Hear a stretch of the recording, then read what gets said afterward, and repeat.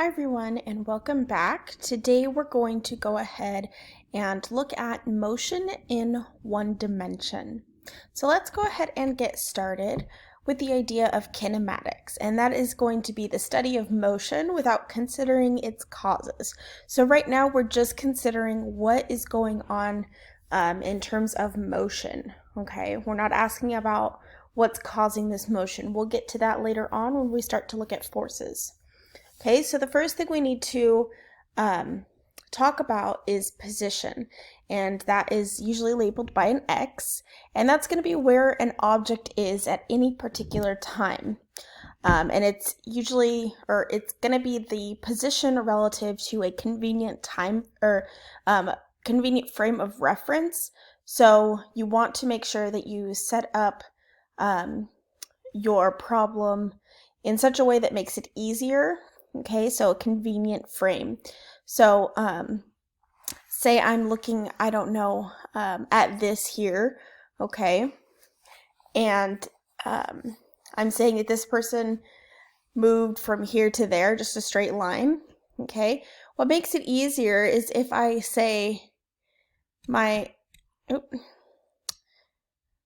frame of reference is going to be this way. So I'm going to say my y-axis is this way and my x-axis is this way.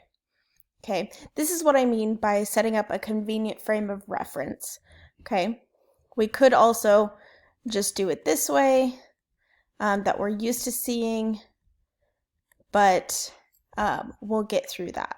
Okay, next thing we need to talk about is displacement. Okay, and this has to do with our position. It's going to be the change in position of an object. Okay, so the change in a position, if somebody starts here, walks along some kind of path, and then ends here, okay, our displacement is just going to be the straight shot from start to finish. Okay, it's going to be this this arrow here, okay, and the SI unit for it is meters, or M.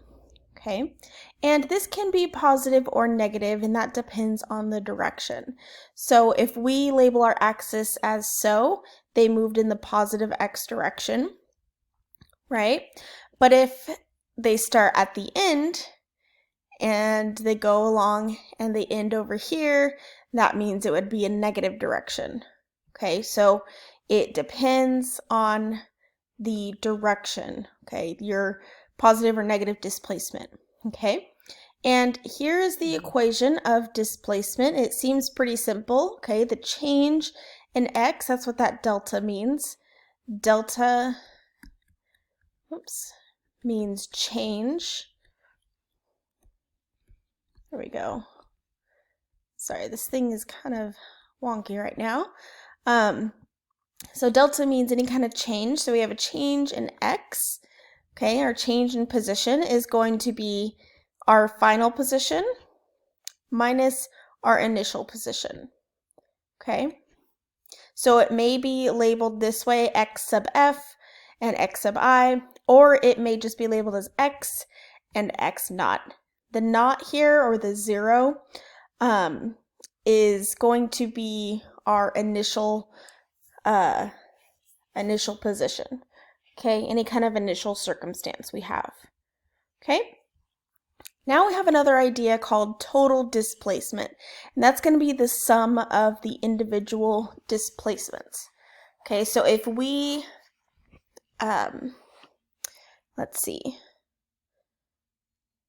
if we have a displacement that goes here to there, and then we have another displacement here to there, and there to there, okay, we'll add all of these displacements up. Okay, now our distance travel is going to be different than that. That is going to be the sum of the magnitudes of the individual displacements. So as you can see, this is going in a positive y direction, right, somewhat. And then if I go in this negative y direction, okay, the total displacement will be different, right, because this is going to be positive y. This will be negative y, right? That will affect our total displacement, but it won't affect our distance traveled. because we're taking the magnitudes of these individual displacements. Okay, so magnitude is going to be the absolute value here.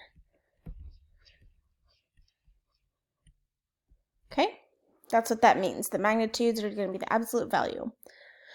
And one other thing that we need to remember is elapsed time. Okay, elapsed time is going to be the time taken to travel between 2 points. Okay, and that'll always be positive, right? We can't have a negative time. So that'll always be positive. Okay? All right, and so again, looking at this figure, you can see the difference from where this person started. They may have walked along this path. Okay, so this is the total distance that they traveled, but their displacement is only from their start to their finish. Again, like a straight shot. Okay? All right, so this is again an illustration of distance versus displacement. Okay, as you see, they are doing the same motion, but you can see the distance is going to be the magnitude at which they traveled. So they started at 0, went to 6 meters, and then to 2 meters. So they had 6 plus 4 meters that they walked. This person over here, looking at their displacement, they started at 0, went to 6, but they came back to 2 and ended at 2 meters. So that means their displacement is just that 2 meters. Okay, so just think about the difference here. All right, so let's go ahead and do an example. This is example 3.1 in the textbook. Okay. So the first thing we want to do is note what this girl does. Okay, so this is Jill. She walks from her home 0.5 kilometers away from her home, and that takes 9 minutes. She walks back to her house that distance, and that was another 9 minutes. Then she goes 1 kilometer, and that takes 15 minutes. And then she goes in the other direction, goes past her home all the way to 1.75 kilometers, and that takes a total of 25 minutes there. Okay, so we just want to note that. Okay, so let me go ahead and write down some of this information. So we have, at the first time or initial time, okay, we're going to say that's 0 seconds. Okay, give me 1 second. Okay, sorry about that. Let me go ahead and write up here. So again, at our first time, T naught, we have the time is 0. Okay, so this is the initial time. This is where she starts. So this is initial. Okay. Then we get to our second time, which is 9 minutes past. Okay, so I'm going to say T1. That's going to be 9 minutes. Oh, this could be in minutes too. Okay. Then she travels from there back to the start. So that'll be T2. And that's going to be an additional 9 minutes. So now we have had 18 minutes passed since the beginning. Okay, and I'm going to put a little line here. Now we're at T3. That's going to be when she goes back out, and that time is 15 minutes. So 15 plus 18 is going to be 33. And then we have our final here as 25 minutes have passed. So 25 plus 33 is going to be 58 minutes. Okay.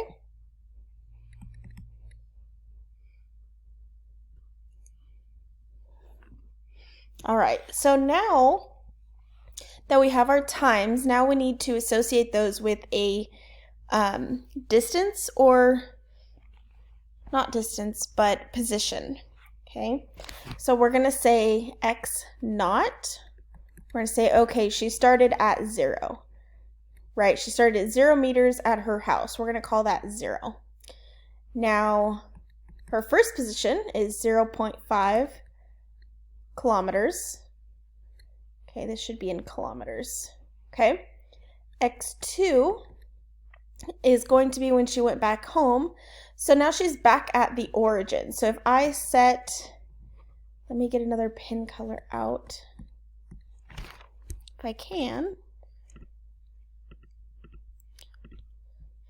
If I set this as 0 kilometers, whoops, sorry about that, 0 kilometers. Okay, this is going to be my origin. Okay, so x2 is going to be back to 0 kilometers. That's pretty dark. Let's see if I can get my white out real quick. Okay, 0 kilometers. And now at T3, she went back out. She ends at 1 kilometer. And then at T4, she ends at,